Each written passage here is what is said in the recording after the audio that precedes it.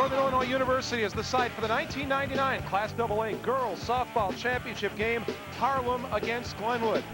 Welcome everybody, I'm Jim Blaney. This tournament has been a test of survival for the 8 teams that were good enough and lucky enough to make it here. A lot of rain on Friday, pushed back the schedule. Then on Saturday, we had a 20-inning semifinal game before we finally had the 2 combatants for tonight's championship determined. Working alongside me for tonight's game is Dawn Shantos. She is the coach at Glenbard East High School. And Dawn, what about Glenwood coming into this game? Just a couple of hours ago, they finished up a 20-inning semifinal affair. Well, one thing to remember is fast pitch is a natural motion. So physically, Lindsay Tasker should be able to come back and through a good performance tonight. However, the tougher question to answer is, can they come back emotionally? And an even tougher question than that is the fact that you've got to figure out a way to score runs. Obviously, that's how you win. Emily Granith, the pitcher tonight, who is starting in the game for Harlem, she doesn't give up anything at all. She's very difficult to score upon. Yes, she is. In fact, she has not given up any earned runs in 14 innings in this tournament, including she's had 16 strikeouts in those 14 innings. But let's give credit to her battery mate. Those two work very well together. They're a smart combination. And really the entire team playing very well for Harlem or they wouldn't be here. And Cindy Diamond, their coach, credits their attitude for getting them here to the championship game. I think since we've started in the playoff games, we've really stressed 3 things on this team. Number 1 is to come in relaxed, play our type of game. Number 2 is we want to score early. And 3, give 100% on everything we do. We've stressed be positive all the way, and we believe in all our team members. We've done a lot of bonding in the last month or so. And the game's in my kids' hands, and I believe in them 100%. Now, other starting pitcher in tonight's game is Lindsay Tasker. You briefly talked about her, Dawn. She's been outstanding, but she's thrown a lot of innings in the last 2 days. She has, but I'll tell you, Jim, she's all heart. I spoke to her before the game, and she is definitely ready to go. And one other factor that might play a big role in this game is Shawn Zedrick, who is the coach of Glenwood. She is coaching in her final game tonight as she gets ready to send her team out onto the field. We just got to continue doing what we're doing well.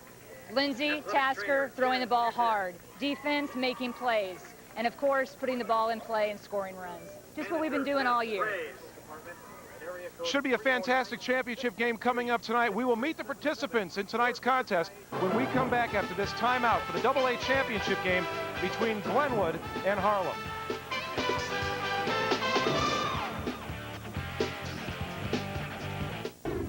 And we are just about ready to the start of tonight's AA championship game between Harlem and Glenwood. And before we get started, let's introduce you to the umpires for tonight's contest. 3 of them, as a matter of fact. John Celestin from Scott Air Force Base. At first base will be Ted Knapp from Mount Vernon, and at third, John Widmeyer from Woodstock.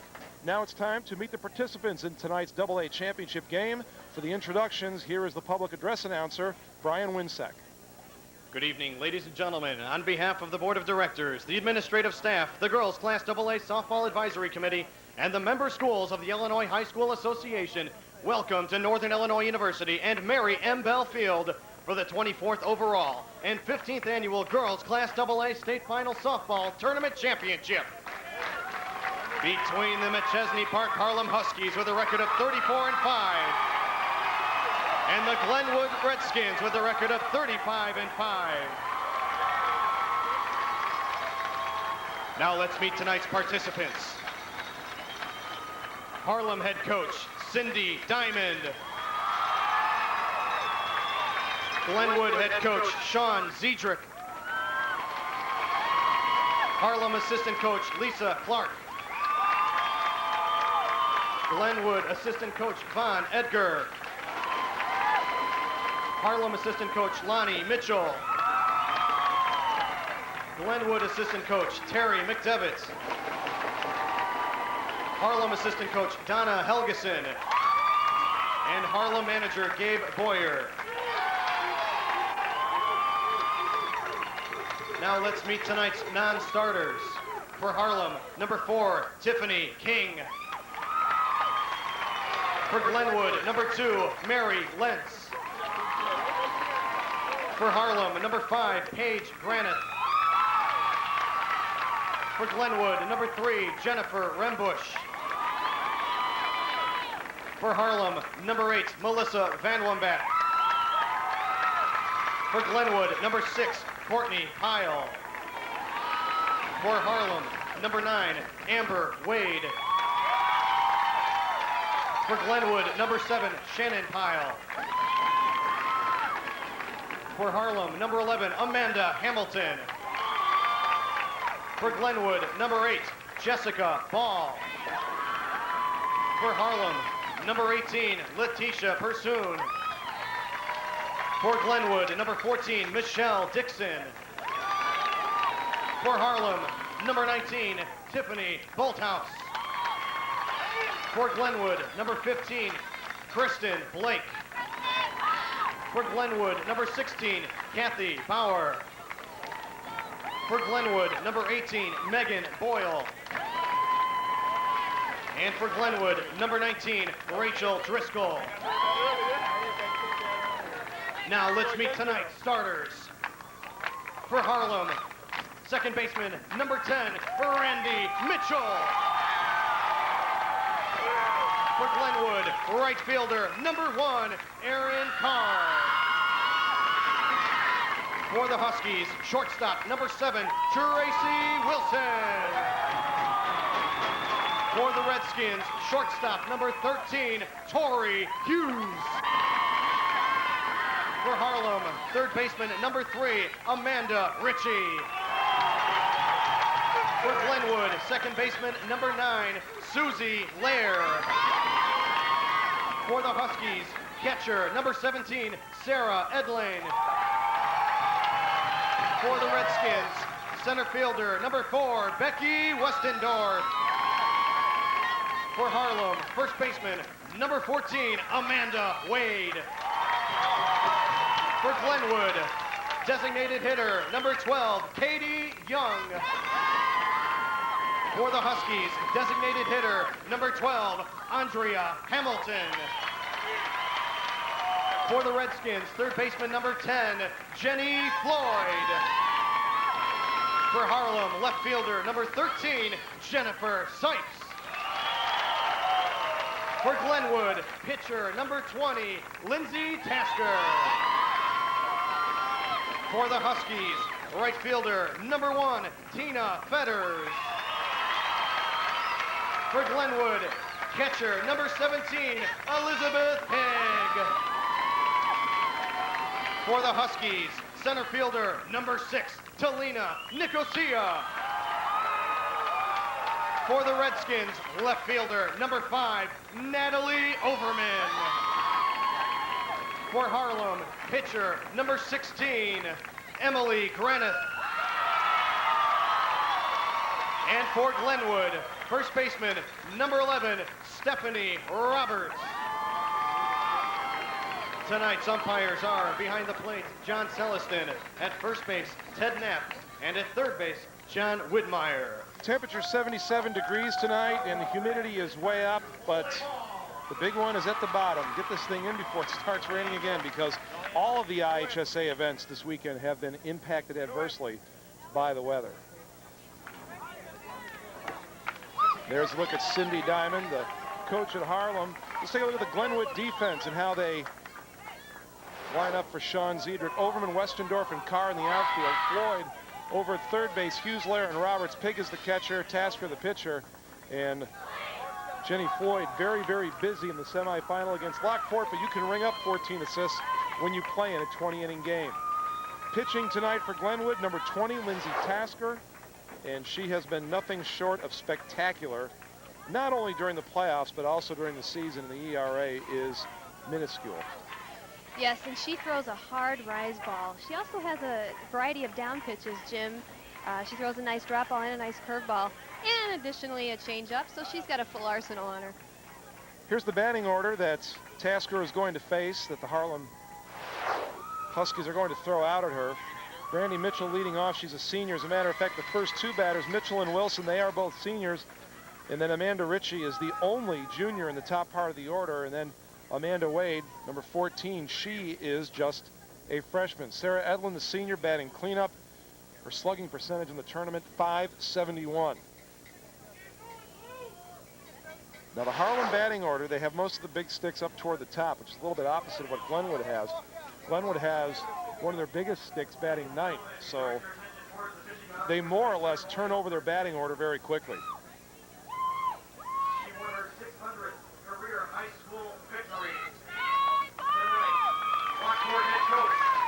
Harlem Huskies come in 34-5. Glenwood comes in 35-5. So one team is going to go home with 6 losses on the season, and they'll be very disappointed about that 6th loss. The other team is going to get out of the year with only 5 losses, and they'll go home with the state championship. And again, the question is, how much gas might be in the tank for Glenwood? In the quarterfinals, they had a 4-hour and 9-minute rain delay. Their game finished at 11:30. That was a win over Lane Tech, 3-0. And then earlier today in the semis, 20 innings, a 4-hour, 38-minute game. Longest game in the Class AA Final Series history. And that was a 2-1 victory over Lockport. So back to Lindsay Tasker, who has pitched every inning that Glenwood has played in this tournament so far. Yes, and the descriptive words we're looking at on the screen sure does tell the tale on Lindsay Tasker. Watching her in this game against Lockport, she definitely is the emotional leader out there. There was no chance they were taking her out of that game. I think that game, Jim could have went 50 innings and we'd have had to take her off the field. You know, she's truly a leader out there for Glenwood. Now, we should address right away the fact that Tasker has thrown 27 innings really in a span of about 36 hours. Any baseball coach who tried that with a pitcher would be strung up, but in softball it's a much different story. Why? Well, fundamentally, it's a completely different motion. The windmill is a natural motion. That's why you see pitchers throwing into their 60s. They can throw for a very long period of time. It's a natural motion, so it doesn't wear on the rotator cuff like overhand pitching Because does. just look at the way most of us stand or sit. Our arm hangs at our side. That's the natural position for the arm, not with your hand up above your head in a baseball throwing motion. So that's why these pitchers can throw an inordinate amount of innings and still be okay. And the fact of the matter is, most of these teams, they only have 2, maybe 3 pitchers if they're lucky anyway. Yeah, and the starter generally goes the whole game. It's completely different mentality than baseball. Not only that, a good fundamental pitcher like Lindsay Tasker uses her whole body, her legs, good wrist snap. Senior Brandy Mitchell will lead off for Harlem. First pitch high. And they'll move it along, and move it along rather quickly in case you're not familiar with softball. That pitch high as well. 2-0 the count. Base runners will be very, very precious in this game with as stingy as these 2 pitchers are giving up runs. And that one catches the top part of the strike zone. 2-1.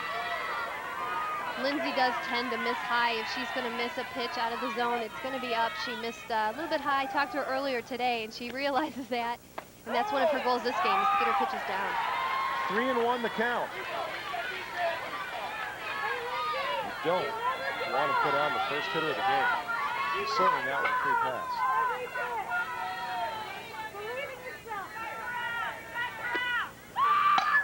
Grounding to third. Nice stop by Floyd. She'll go over to first. Falls a little high, but Mitchell retired, 1 away.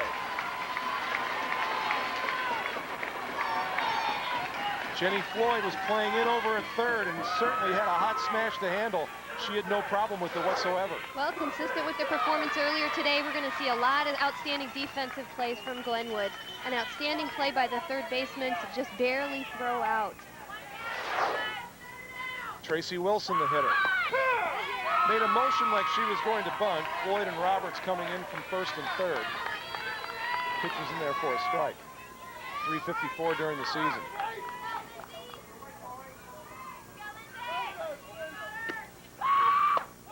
Swung through that one, 0-2. Looks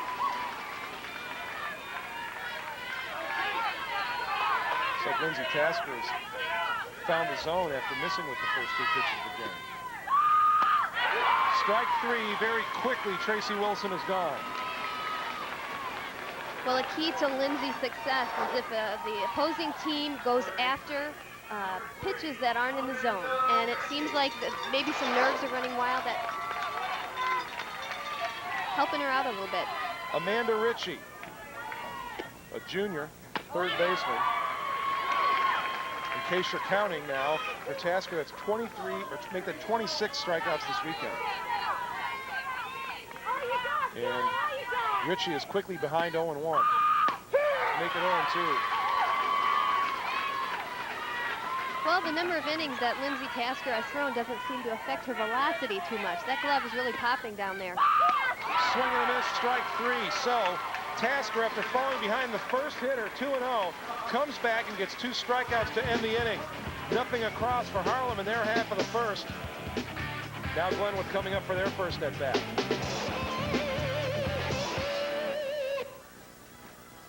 Harlem, after going 3 and out in the top half of the inning, now setting up on defense. Seitz, Nicosia, Fetters in the outfield. Richie Wilson, Mitchell, and Wade in the infield. Emily Graniff, a 133 batting average against her this year. And then her catcher is Sarah Edlin. And you get a good look now at Emily Graniff. Out of the 27 games she pitched in, she won 24 of them. Her ERA just under half a run per game. Here's a look at the Glenwood batting order. She will be facing Erin Carr, a sophomore, will lead off, hitting .296 coming into the state tournament. Following her will be Tori Hughes, the shortstop. Susie Lair, a junior, will bat third.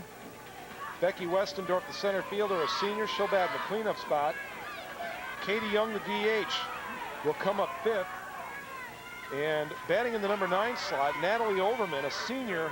She's batting ninth, but she hits .370. And you can see why it's important to keep Carr off base, because the way Tori Hughes has been going in this tournament, more likely than not, she's going to end up on.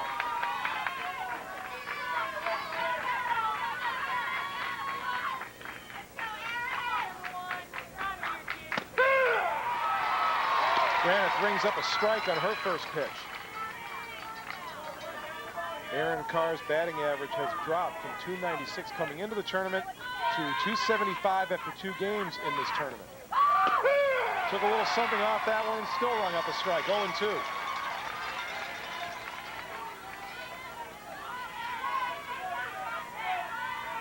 Erin Carr down 0-2. And that's one that Graniff was maybe looking for a little fishing expedition on. Carr didn't bite. See the difference in pitching styles here with Emily Graniff. She's a master of hitting her spots. She doesn't throw quite as hard as Lindsay does, but she hits her spots. Her and her catcher work very well together to outsmart the hitters. But the results, much the same a lot of the time, as Carr goes down swinging. Again, this is clearly a good spot. This girl kind of strides out, drops her hands. She hit that high inside corner. That was a great call by the catcher. That was an example of a pitch up in the hitter's eyes. Tori Hughes comes to the plate. She has taken her batting average over 300 during the course of the 2 games so far here in DeKalb. That one high and outside. We have yet to see a base runner in this game. But Hughes has been very proficient at getting on base in this tournament so far. Outside. 2-0. Unusual for her to fall behind in the count. Usually Emily does a nice job getting that first strike in there on the batter. Hughes with a big advantage now. Swings through that one, 2-1.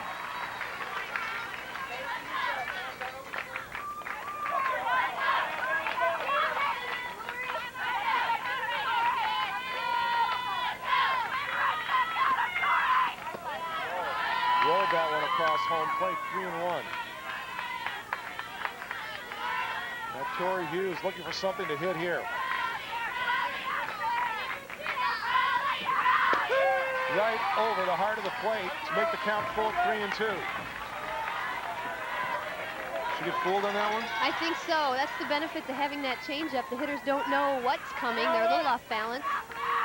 Graniff looking for the strikeout and getting it. She was way behind the count that entire at-bat, but it rings up Tori Hughes for out and strikeout number 2. Did a nice job setting up this hitter. They gave her a changeup. The previous pitch, that makes this fastball look even faster, and she just blew it right by the hitter.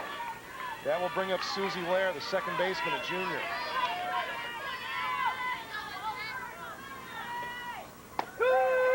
Just catches the corner, 0-1. Susie Lair, 356 in the tournament. The 356 for the season, I should say. 0-1. Again, took a little something off, but missed 1-1. Emily's a tough pitcher to hit. Not only does she hit her spots, but she mixes her speeds. Not just a changeup, but also sort of a medium speed pitch. And fouled straight back, 1-2. Emily Graniff, you have to like her strikeouts to walks ratio. in the tournament, 18 strikeouts, no walks. And right now ahead 1-2 on Susie Lair, looking for a chance of striking out the side here in the bottom of the first. Lair wanted to go, but held back, 2-2.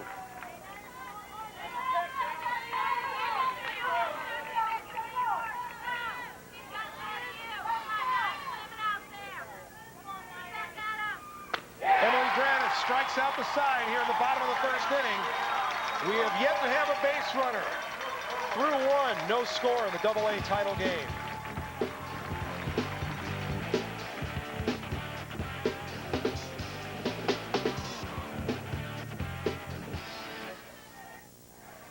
Whole lot of zeros so far. No runs, no hits, no base runners. Harlem and Glenwood going to the top of the second inning.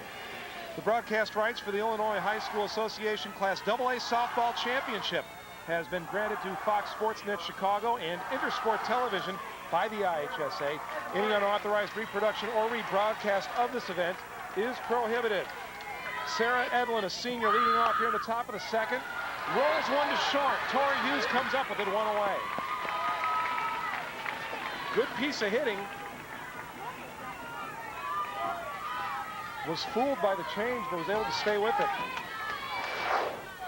And Tori Hughes has done what she's done all day. She's consistently made the plays charged that ball hard. A lot of speed there.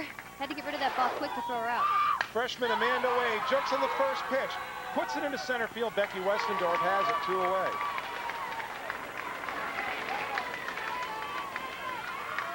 In this half inning, we are seeing Harlem be very aggressive. Both hitters so far jumping on that first pitch.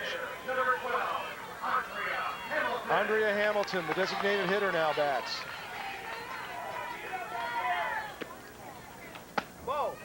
And that's definitely to Lindsay Tasker's benefit, Jim. As many innings as she's pitched today and last night, maybe the hitters should wait a couple more pitches to make her at least throw a strike. She tends to miss high. If they're going to swing hard at that high pitch, they're going to pop it up or miss it. That's going to help her out. She missed high on that pitch to Hamilton, 2-0. That pitch on the inside corner, 2-1.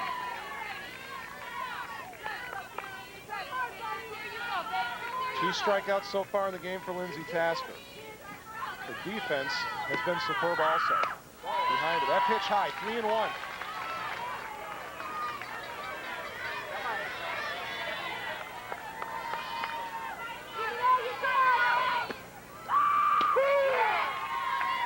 Right over the plate for a strike, full count. 2 away here in the top of the second. So Andrea Hamilton has been very, very patient at the plate. Now it's decision time. Swing and a miss, strike 3. Very, very quick top half of the second inning for Lindsay Tasker. Through 1.5. No score in the Double-A title game.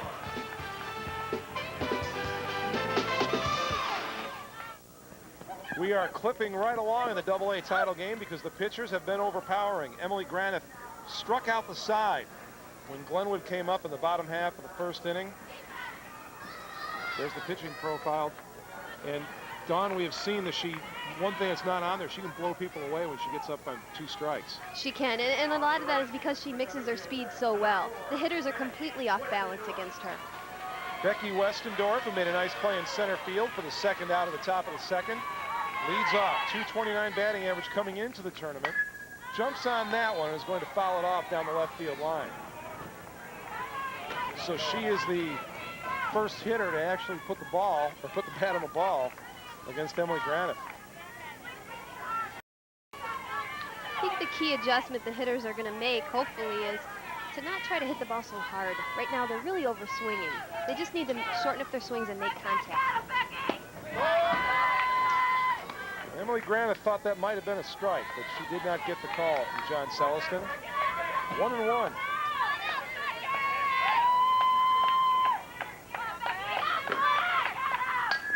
That one grounded right back to the pitcher. Granith comes up with it. She'll go to first, throw it away.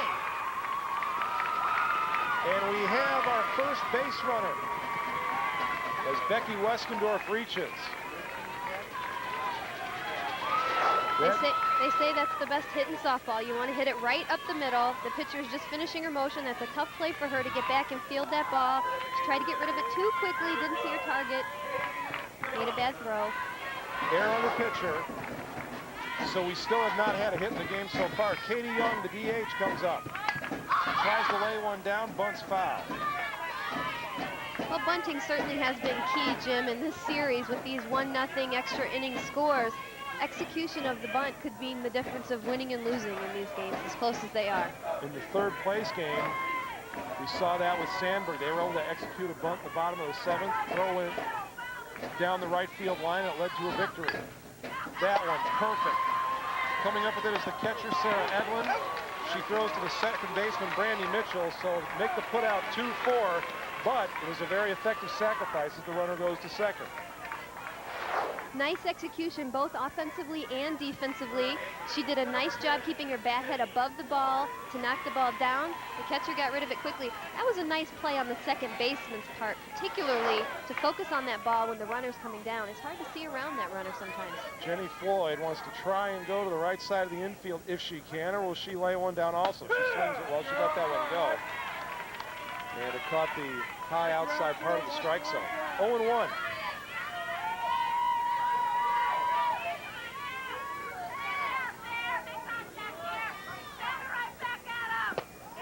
Swing and a miss, 0-2. Jenny Floyd may represent the key batter of this inning.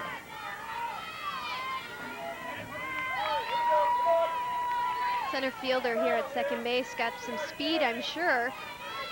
Base hit. I'm sure they're going to try and score her on a base hit early in the game. High, swing and a miss. And that is the 4th strikeout of the game for Emily Granith, and she now has 2 outs in the inning on Glenwood. So now the pitcher, Lindsay Tasker, will come to the plate with a chance to help her cause if she can get a base hit.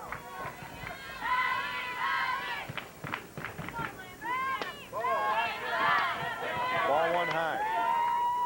I know in softball it's easy, Jim, to give pitchers a lot of credit, and they do deserve a lot of credit, but so do these catchers.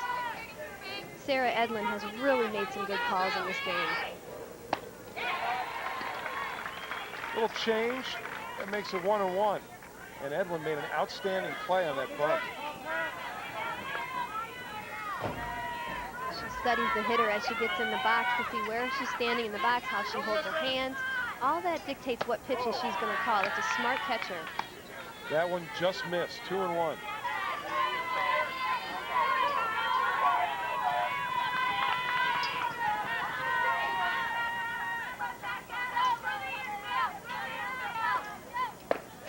High, but swung through and missed by Tasker. 2-2. 2-2, 2 out.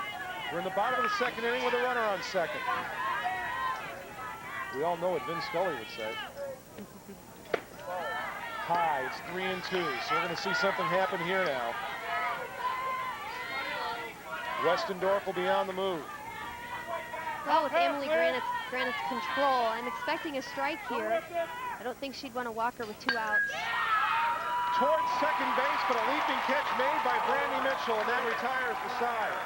So the first threat doesn't produce anything. Through 2, no score. The AA title game between Glenwood and Harlem.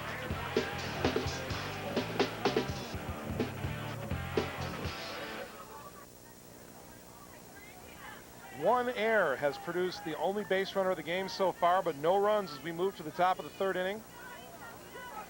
Jennifer Sipes will lead off for Harlem. Senior left fielder, she had the game-winning RBI in their semifinal victory. Lindsay Tasker on the mound for Glenwood, working on a streak of 20 consecutive scoreless innings, including the last 18 against Lockport. Towards short, Hughes comes up with it over the first, 1 away.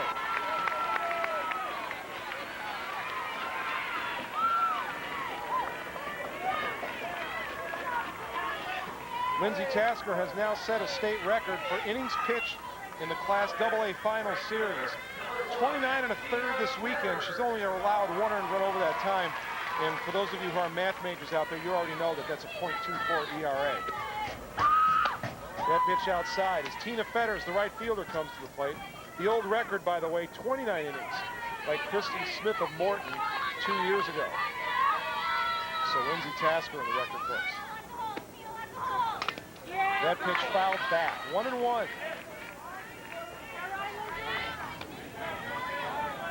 A lot of people that don't know softball pitching scratching their head right now saying, how the heck is she able to do that? And it's a credit to her fundamentals. If you watch her, she uses her whole body when she pitches. She pushes off with her legs. She gets a good wrist snap and a good follow through.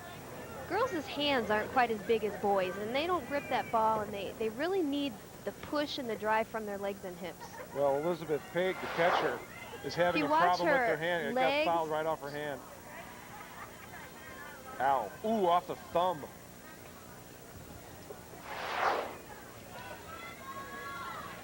And she's going to, you know what? I'm willing to bet there's not much of a nail left in that thumb right now.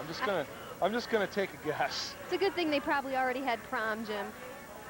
She won't have to worry about her nails.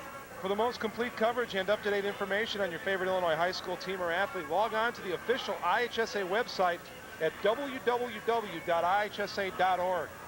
And I can tell you this, IHSA.org is a boon to those of us who cover IHSA events. Wonderful website.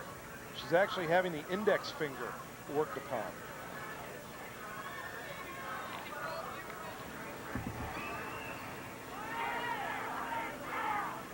The legendary Lincoln Hall here on the campus of Northern Illinois University, which just based on the stories that our director, Jim Corno Jr. has told me, man, I wish I had gone to school here.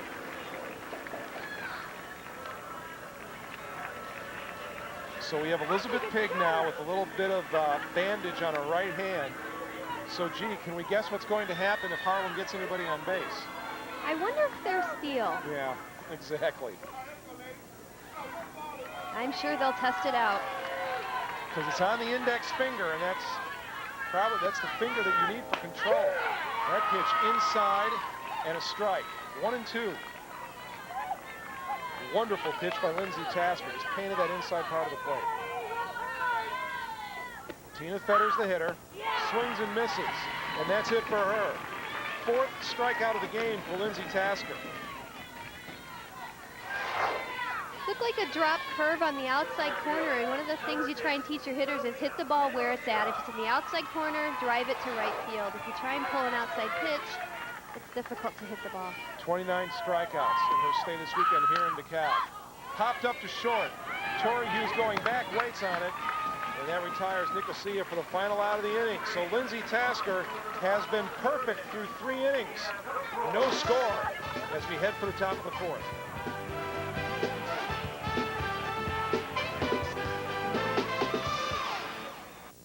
To the bottom of the third we go. Remember, Glenwood had a threat going in the bottom half of the second, but couldn't get the runners around.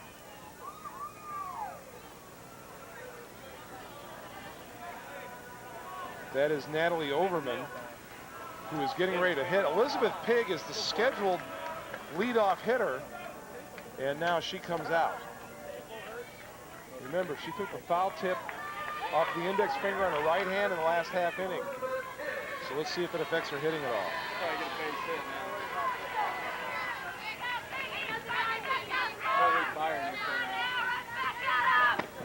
Swing and a miss. You know, most of the hitters, we look at their batting average coming into the tournament and their batting average now, and it's dropped, and that's really, it has nothing to do with the hitters. It's just when you get to the state tournament, the pitchers are all so good, your chances of getting on base are pretty small. Pig really wishes she had that one over again. 0-2. And I think the nerves are riding a little bit higher too, Jim. I think she probably wouldn't have swung at that pitch earlier. And this is going to be some smoke. Nope, she went for the slow one again. And obviously Pig was thinking the same way I was. She was crossed up, and she goes down swinging. A lot of times placement is more important than speed. Hitters can catch up to speed, but that was just good placement on her part. That pitch was high and outside. Natalie Overman, senior left fielder at the plate. she'll take a strike.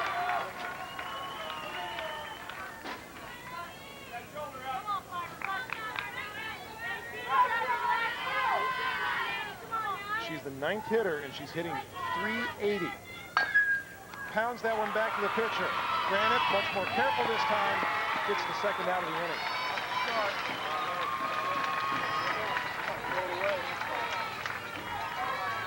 Emily says, see, I can feel. Just hit it back to me and give me another opportunity. That was a great play to her backhand.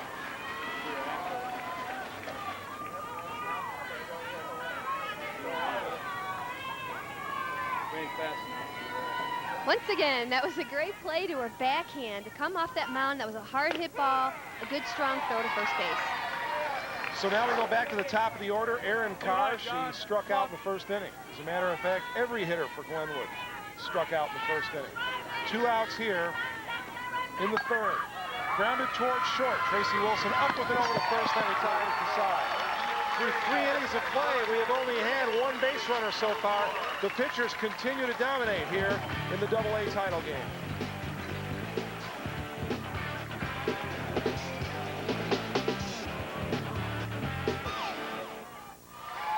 The Chicago Sun-Times is the official newspaper of the IHSA State Championships. Remember to pick up your Chicago Sun-Times, as this gentleman did, for complete coverage of Illinois high school sports.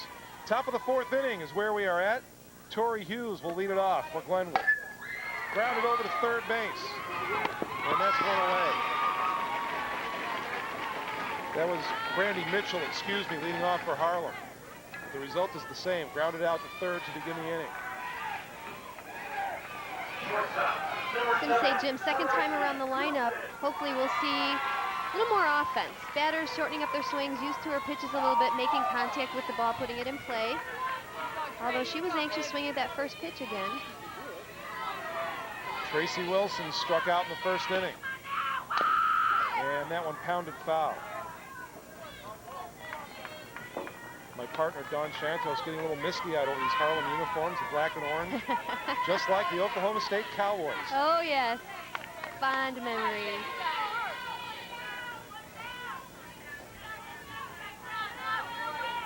Tasker slowed down a little bit in the strikeouts after the first inning. That's a bunt. It was fair. Over to first and out into right field. And stopping at first will be Tracy Wilson. The first baseman, Stephanie Roberts, had come in to try and field the bunt. So going over to cover second base was Susie Lair, and they score that as an error. It was an error on the second baseman. That was a sneak bunt. Caught the corners off guard and caught the second baseman off guard, and nobody was there to cover first. Got to be an error on the second baseman. That was a perfect throw. Nobody was there. Good bit of scoring. Second baseman Susie Lair was a little bit tardy in getting over to cover first. That pitch high.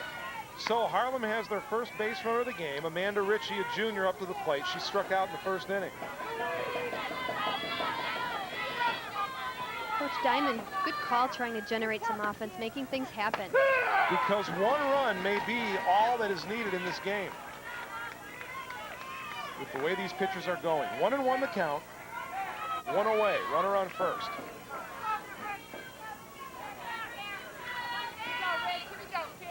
And remember, Elizabeth Pig behind home plate took a foul tip off her index finger. So that may be something to keep an eye on in this situation as well.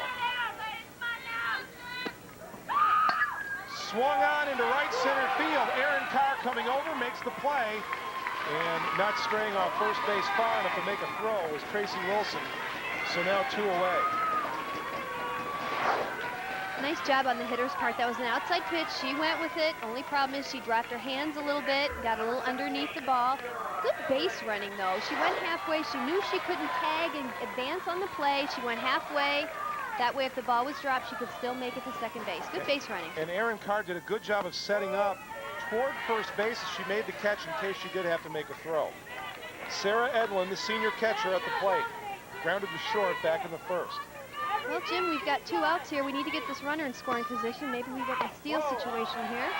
Wouldn't be a bad time to do it, because with Edlin, your cleanup hitter at the plate, in case there is an out at second base and your steal isn't successful, you've got Edlin leading off in the 5th inning. Or 2-0, we might see a hit and run. That's a good count for the batter. to third base. Another nice scoop by Jenny Floyd. Goes to first. And Jenny Floyd has been absolutely wonderful over there at third base so far in the course of this game. So Harlem gets their first base runner of the game, but they are unable to cash in. No score as we go to the bottom of the fourth.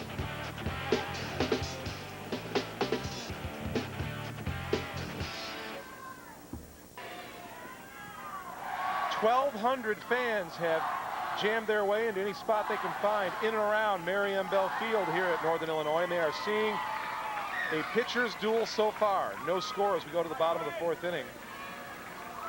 Leading off in Glenwood's half of the fourth will be Tori Hughes, the shortstop. The fans are definitely getting their money worth, Jim, with this tournament. I tell you, all these games have been nail biters. Anybody's game. So it would be just paramount for one of these two teams to be able to get their leadoff runner aboard, because the run, there may only be one, it's going to have to be manufactured. Pitch high, 2-0. So now Tori Hughes in a good spot. She's up 2-0 on Emily Granite.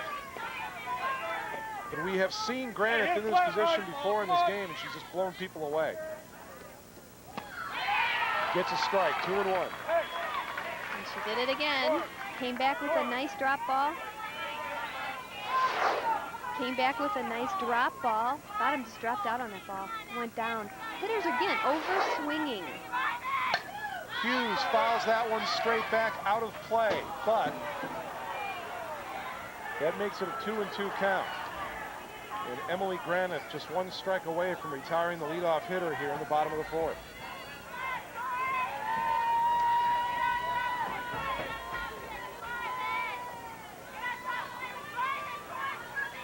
Emily Granite, 5 strikeouts so far in the game. 1 strike away from number 6.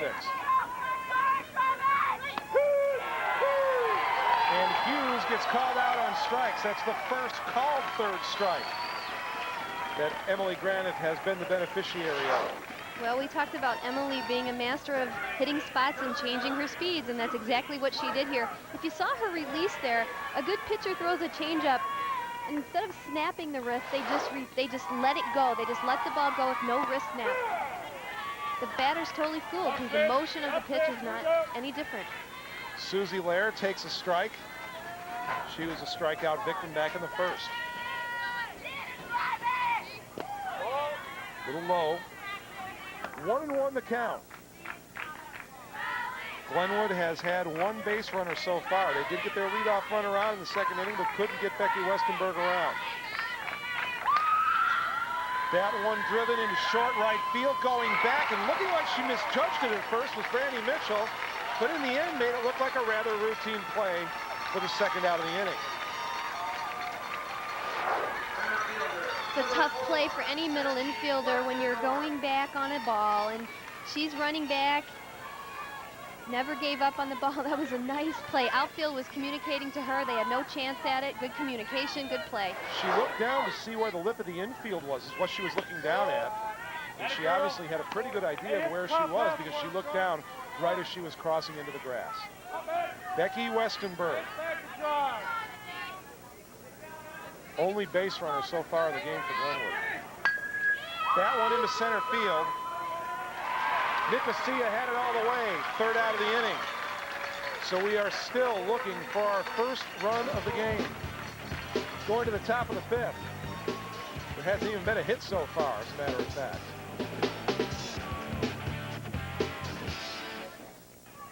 Lindsay Tasker has not allowed a run in this game, but she has 2 state tournament records.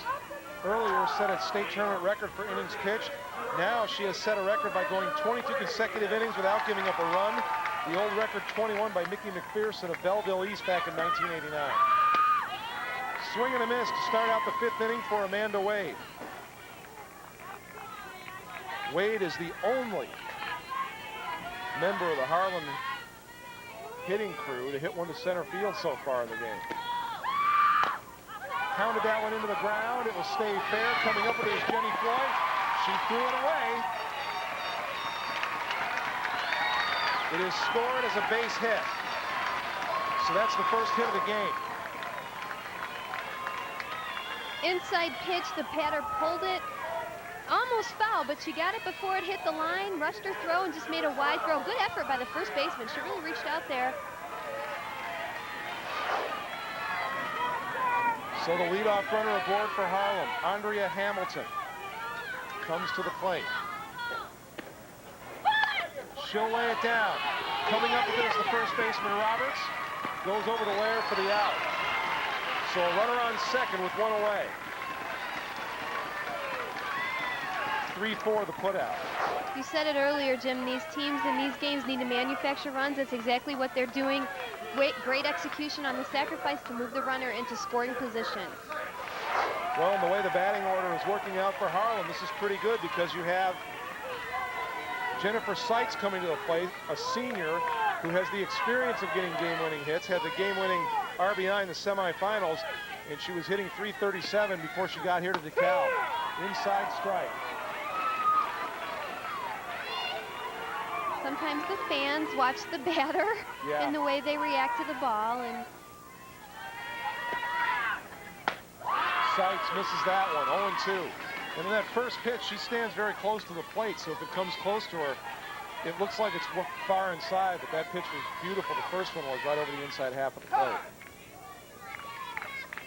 And Coach Cindy Diamond wants to have a little discussion with Seitz.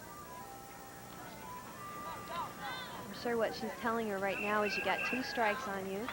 Shorten up your swing. Get it on the ground. Get it on the right ground side to the right side. You've got it. I like it when players wear number 13, too. See if she can be the lucky charm for the Harlem Huskies. Grounded right back up the middle. Making the play is the shortstop, Tori Hughes, over to first for the out. But it accomplishes what the Harlem Huskies want. It puts the runner over to third base, although there are 2 away. Tori Hughes covering a lot of ground. Again, you want to hit that ball up the middle. That's where your least number of defenders are, but the shortstop made a great play to stay down on that ball and get rid of it quickly. She doesn't have a strong arm, but man, she gets rid of that ball fast. Tina Fetters now. If she can get a base hit, she will give her team the lead. The Harlem fans were not in agreement with the call at first base. That pitch is high.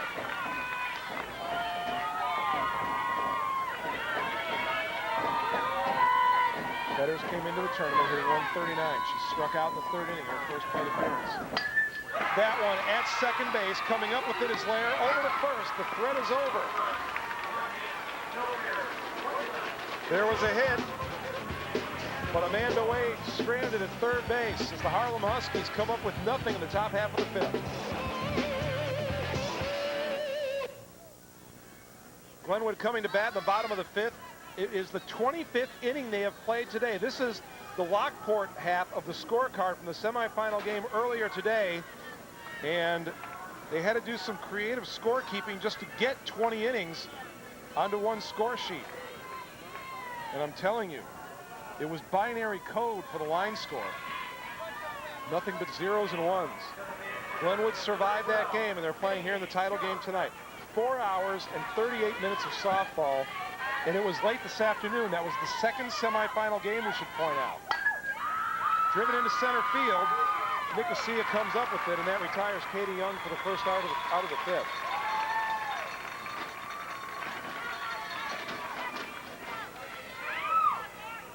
And that will bring Jenny Floyd to the plate. Struck out back in the 2nd.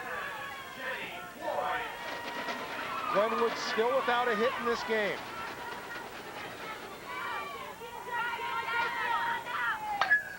Popped up. Edlin makes the play. 2 away. Emily Granite has been the beneficiary a couple of times of very quick innings. She's trying to ring up another one here. Lindsay Tasker comes to the plate. That's a tough play for the catcher, Jim. That ball hit straight up. First of all, you got to find the ball, which requires taking your mask off and locating the ball. And then it's kind of hard when the ball's right over you to get your bearings and make the good play. 0-1 on Tasker. I was somewhat surprised that one of the infielders or the pitcher didn't take that one. But it ends up with an out, and that's all that matters. 0-2 the count on Lindsay Tasker. She had a chance to help her cause back in the second inning. She came to the plate with a runner on second, but lined out to the second baseman to end the inning. And she strikes out to end the inning here in the fifth. Granted, 19 innings, no earned runs given up this weekend. We are still scoreless heading for the sixth.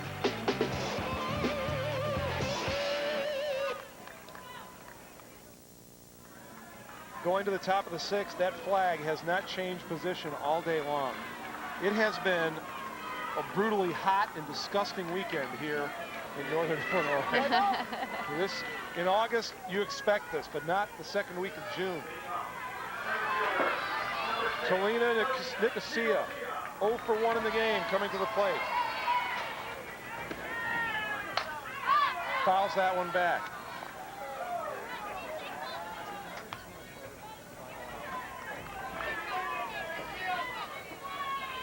Oh and 1 the count.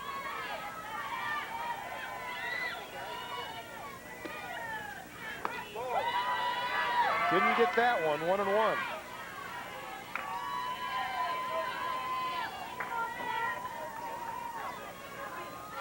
Dare we say it, if this game does not end in regulation, how much longer can Lindsay Tasker go? Caught that upper outside corner, 1-2. Doesn't look like she's tiring at all. I think she'll sleep a long time tomorrow, though. She's one determined girl. I tell you, I really enjoyed talking to her before the game. She is determined. Looked like she lost her footing a little bit, and that forced the pitch to go outside. 2-2. She has a tendency to come off to the side on a drop ball. You want to shorten your stride on your drop ball as a pitcher to get on top of the ball. Sometimes she goes off to the side. Came up with it out at first base. Tasker with a nice play, recording the first out of the inning.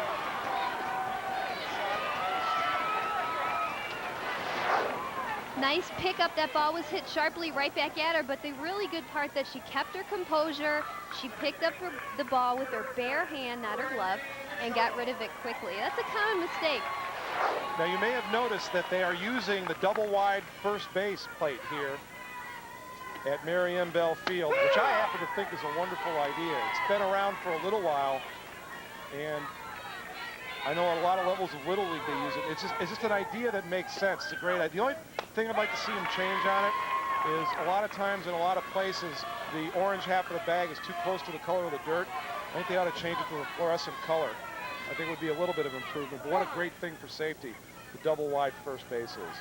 Well, as a former second baseman, I'm a big fan of it. And as a former right-handed first baseman, I think it's a great idea. It sure does save a lot of injuries. I know playing this year when teams don't have that base, batters tend to run on the inside of that baseline, and it could create a lot of injuries down there at that, especially in the close plays off bunts. And 1-2 the count to Brandy Mitchell.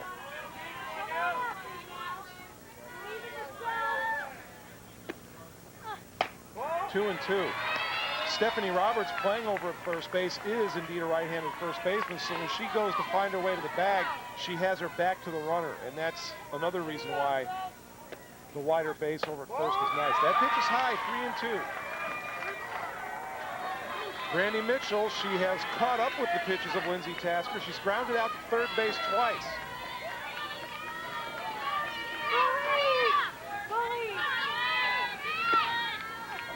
Caught up with that one. Again, knocked down at third. Boyd can't come up with it in time. Base hit.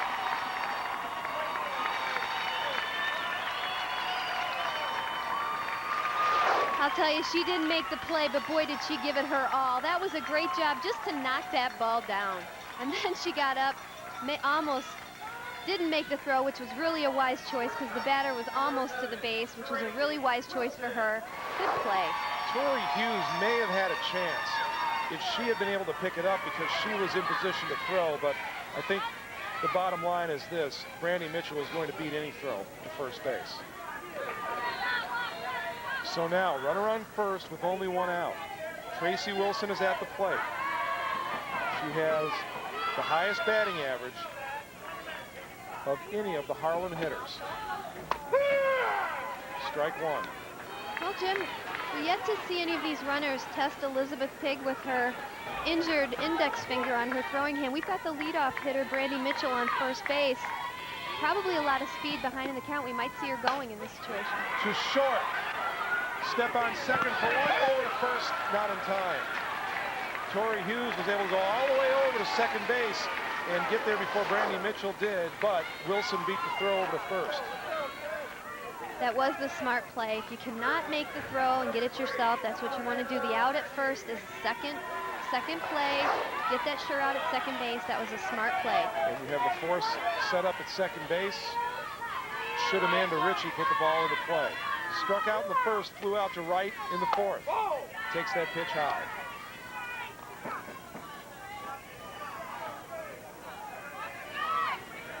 It's going to get a little tighter defensively, too, as we get into the latter innings.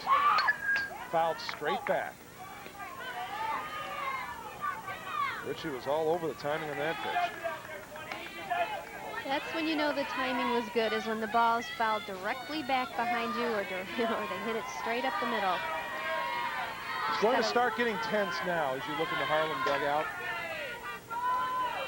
Battle for me, kid, battle! Driven towards short. Hughes had a little bit of a problem with it because the ball was floating on her, and the throw pulls Stephanie Roberts off the bank, and a heads-up play by Tracy Wilson. She goes over to third.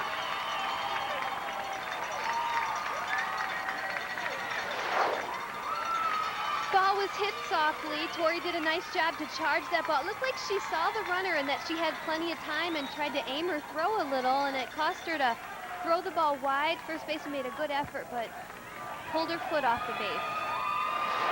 When the ball was hit, it had side spin on it, and the pitch appeared to, the ball appeared to dig into the dirt, and Hughes actually had to backtrack to go get the ball, and her momentum was carrying away from the base, and she couldn't get as much on the throw as she wanted to.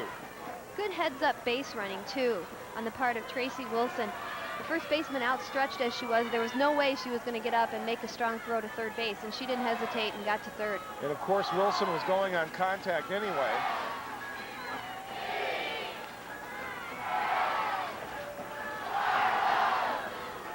So the first serious threat for a run to be scored coming here in the top of the sixth. 2 out. Runners on first and third for Harlem.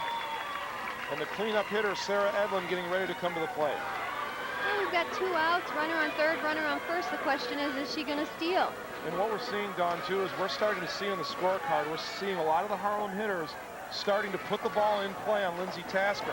Edlin is 0 for 2, but she grounded to short and grounded to third.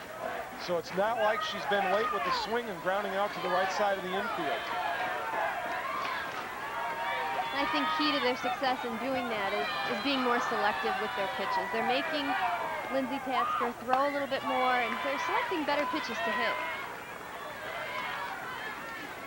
Now time for Edlin to reach back. And she certainly did on that pitch. 0-1 the count. No score, top of the sixth. 0-2. Well, now we're going to see Tasker going for a possible strikeout. And now Cindy Diamond wants to have a little chat with Sarah Edlin. But on the other hand, if Edlin can get this into play, Amanda Ritchie over there on first is going on contact. Make it happen now. Shut it down. One thing you also see in a tight game like this is you start to have a lot of meetings in the latter innings.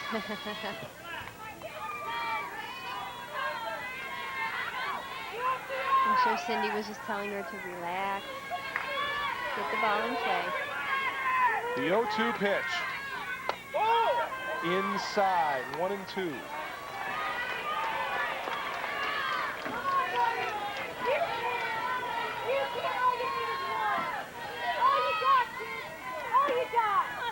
On the 1-2, swing and a miss. Glenwood gets out of the inning. Still nothing across in this game for either squad. As Lindsay Tasker comes up with her first strikeout since the third inning.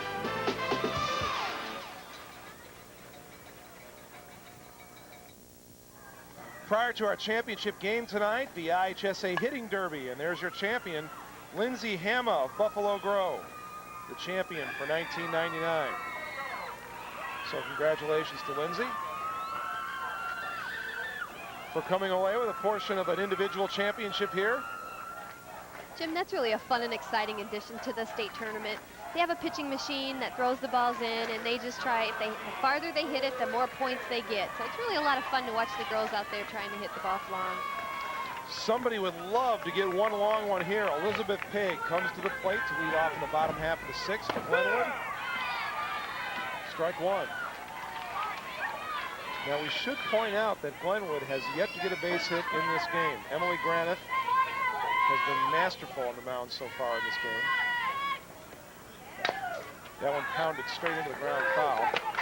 And in case you were wondering, only 2 no-hitters in the title game during the 24 IHSA tournaments. That's the combined and both classes.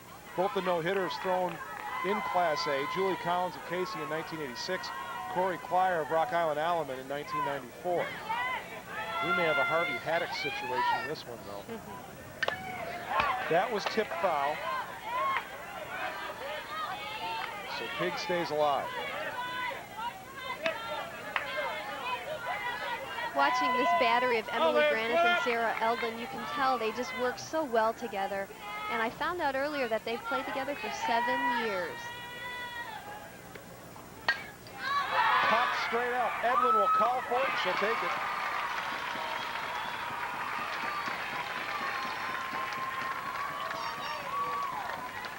One away here in the sixth. That's 13 consecutive batters retired by Emily Granith. To continue their experiences together, they're both attending Lewis University next year. I started my college life there.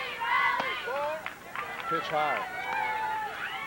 1-0. As a matter of fact, it's right down the street from my house.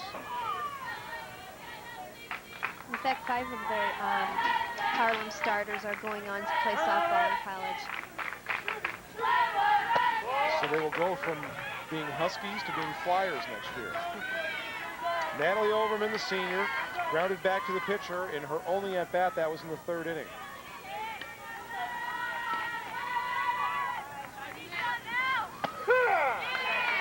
Catches the upper part of the strike zone. 2-1 the count.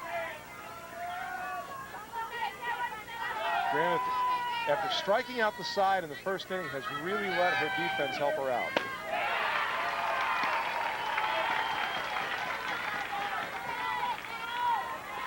Took a little off that pitch, Jim. As you can see, the hitter was way out in front of that ball. Again, she mixes her speeds and hits her spots. Very effective. The 2-2, strike 3.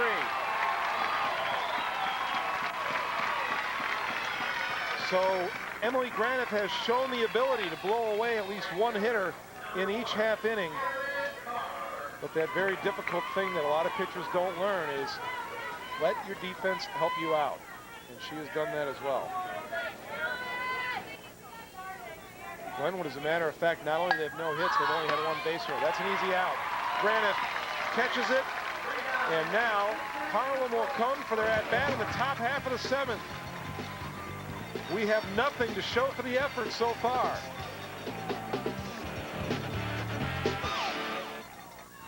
After this game, Coach Cindy Diamond of Harlem says goodbye to 2 seniors, Lindsay Tasker and the catcher, Sarah Edlin. They've been working together for about 7 years, and they're going away to school to Lewis University together. We're excited about it. They're probably the smartest battery around in the area. They work well together.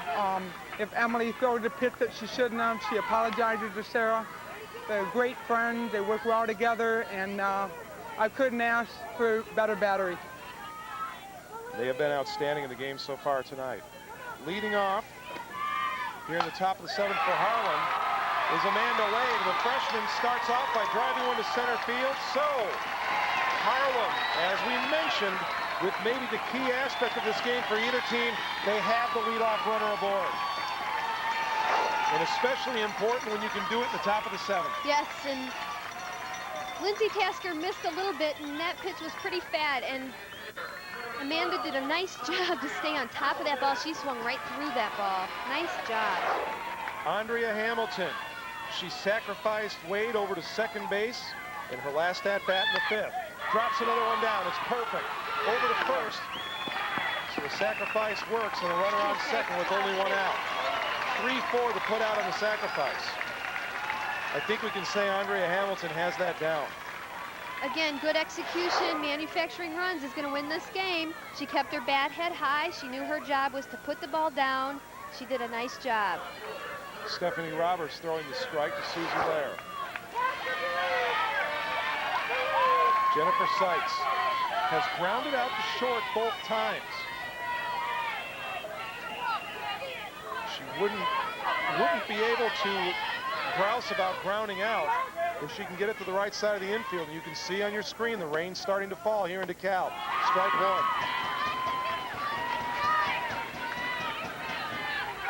It has been a long, wet weekend here. They've been able to keep the tournament running on schedule. Into left field. That's a base hit. Overrunning the ball is Natalie Overman. The throw comes to plate, not in time. Harlem has the only run of the game so far.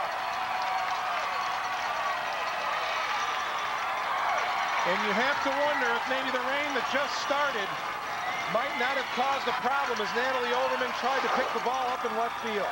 And Jennifer Seitz did it again, just like she did earlier today with the winning RBI. She came up to bat, runner in scoring position, and executed and did her job. Way to go down on that ball and stick with it. It is scored as a base hit and an error. So no RBI, but Amanda Wade comes across on the error of the left fielder. But it is 1-0 in favor of Harlem. And they still have a runner aboard. I reckon another camera.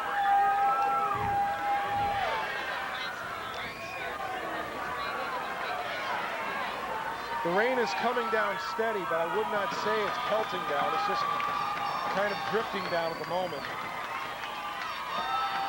The umbrellas are coming out, but very few of the fans are making the move to leave the park. Tina Fetters coming to the plate. Struck out in the third, grounded out to second in the fifth.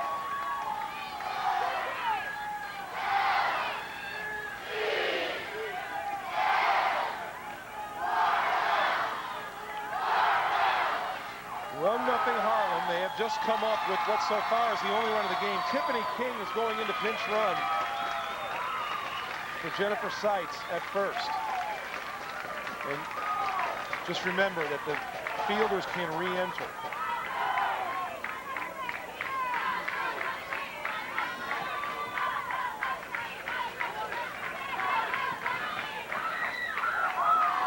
Four hits so far for Harlem in the game. The interesting part of it is the only run scored on an error. And Lindsay Tasker has finally been reached for a run. One away. Runner on first. 0-2 now the count.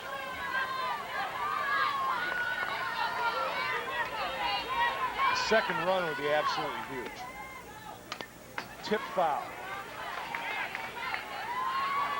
So Fetters able to stay alive. Right now, this rain's going to affect the outfielders more than the infielders. That grass gets slippery out there. It's just kind of a lazy, heavy drizzle, I guess is the best way to classify it. Swing and a miss, so that's the second out of the inning.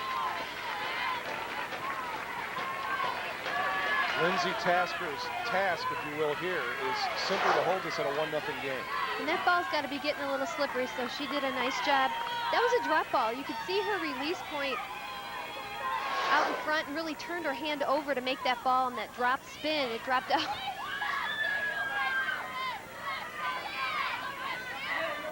So Tasker's state record now in the tournament is 24 consecutive scoreless innings before she was touched for that run. Now, as far as her individual stats are concerned, because it's scored on an error, it's an unearned run. That's right. Anytime a batter reaches on an error or scores on an error, it's unearned. 0-1 the count. Talina Nicosia at the plate. Pounds it toward third base. What's new? Jenny Floyd came up with it, and that retires the side. So now we go to the bottom of the 7th inning. Harlem leads by a run. Glenwood, they don't have a hit yet, and they need a run to stay alive.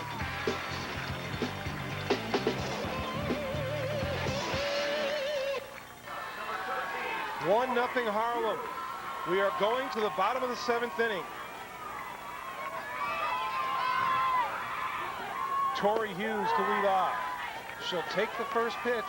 Ball 1.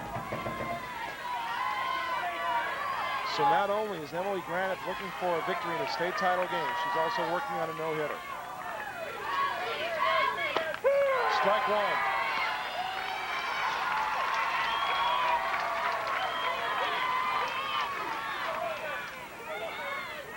Tori Hughes, 2 strikeouts. 1 in the first, 1 in the fourth.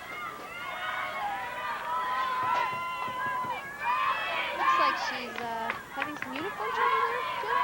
Either that or trying to slow down the rhythm of Emily Granite. The 1-1. Inside, just a touch, 2-1. Emily Granite this weekend, 20 innings pitched, 6 hits, no earned runs. Has given up 1 run total. Beat Freeport in the regionals, then victories over Limestone and Geneseo. Beat New Trier in the quarters, Sandburg this morning. And now, Tori Hughes down to her last strike as she leads off the top of the 7th. Hitting fast-pitch softball is a very difficult thing. That mound is 40 feet from home plate. The ball is coming in anywhere from 45 to upwards of 66. Some of the hardest throwing pitchers, miles per hour. That doesn't give the hitter a whole lot of time to judge where the ball is going to come across their body and adjust and hit the ball. Not to mention in fast-pitch softball, the ball rises, it drops, it curves, and sometimes just comes in there a normal fastball. The 2-2, swing and a miss. 1 away in the bottom of the 7th.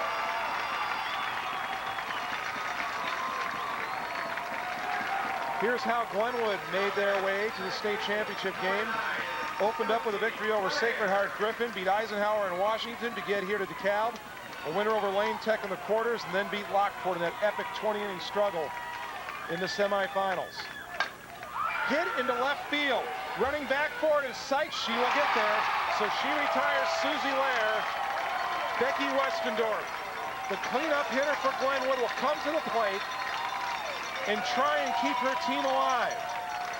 Well, Jennifer Sipes is doing it all in this tournament. Not only did she just knock in the go-ahead run, but she just made a great play in left field. Boy, she got to jump right when that ball hit the bat to make a nice over-shoulder to catch in left field. Becky Westendorf is also the last hope for Glenwood to at least even to get a hit in this game.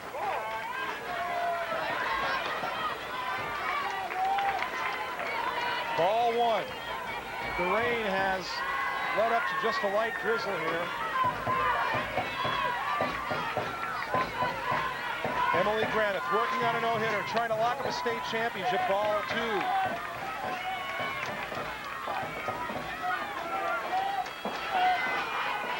She has not allowed a base runner since Westendorf reached on an air back in the 2nd inning. Strike across the inside half of the plate. 2-1.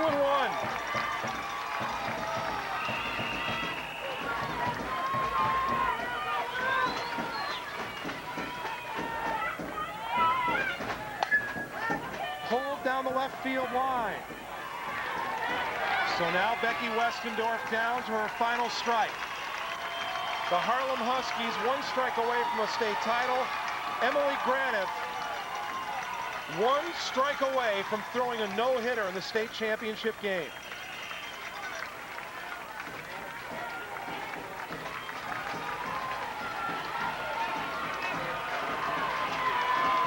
The Harlem fans giving their support.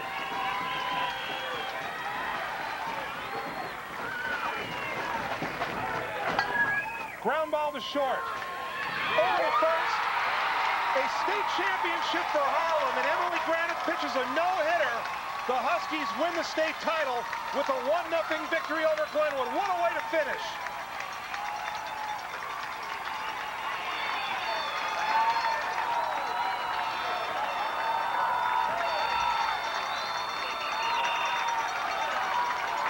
You can't do any better than Emily Graniff did in this game.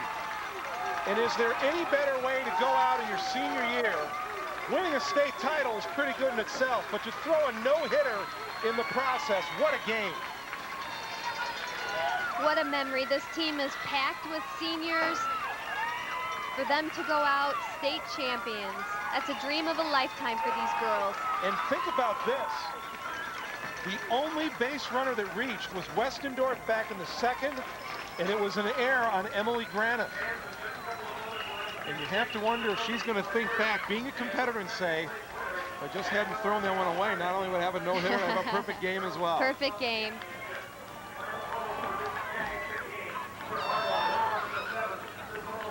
Emily Graniff had 9 strikeouts in the game, but the key thing was is she was able to let her defense help her out. And she did it on what turned out to be the final out of the game. Westendorf pounds it right at Tracy Wilson, who made no mistake getting it over to first base. The Harlem Huskies, they win the AA state title in 1999. The final score 1-0. We're back with more from DeKalb after this.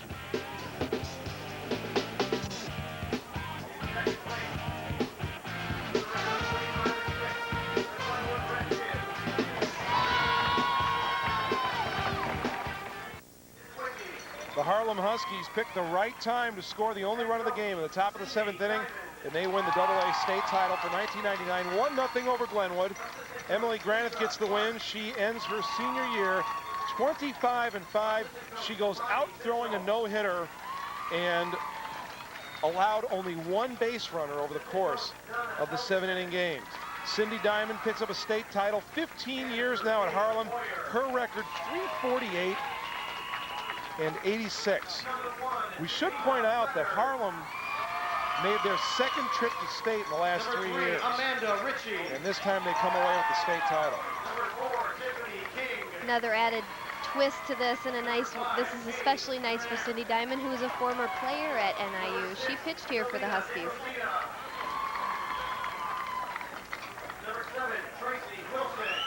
Tracy Wilson, who had the assist on the final out of the game.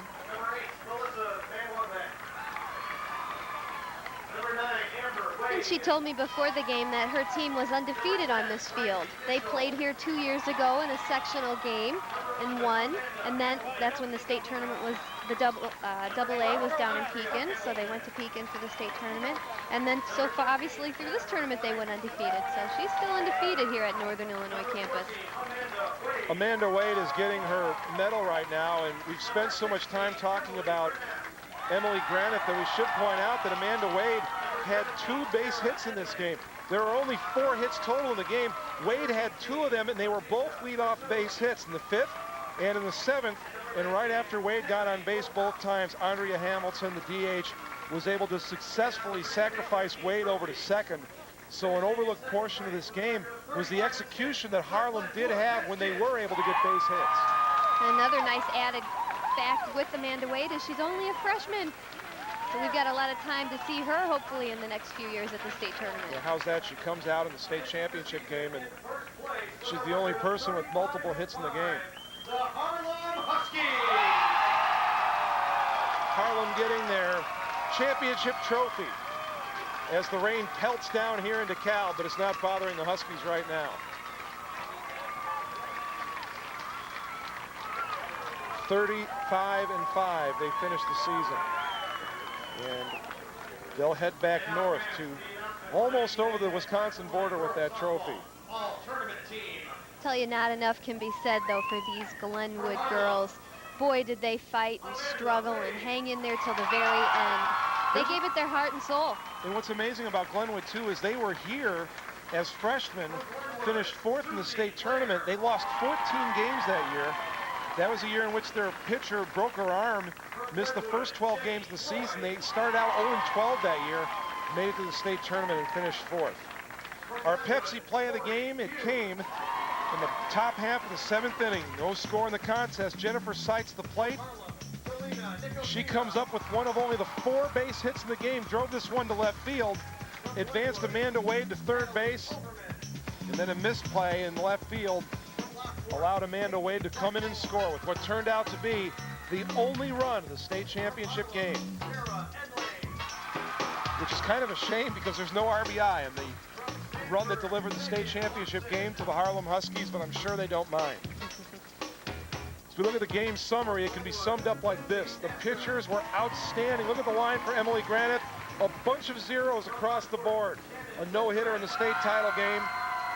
The hitters against her in this state tournament reached base less than 1 time in 10. Lindsay Tasker for Glenwood set a state record in the tournament, 24 consecutive scoreless innings. She also set a record for innings pitched in the state championship series. And Amanda Wade of Harlem, we talked about her, 2 for 3 in the game. She had 2 singles and she scored the only run of the contest. And added to Emily Granith's awards for this tournament is she just won the MVP for the all-tournament team.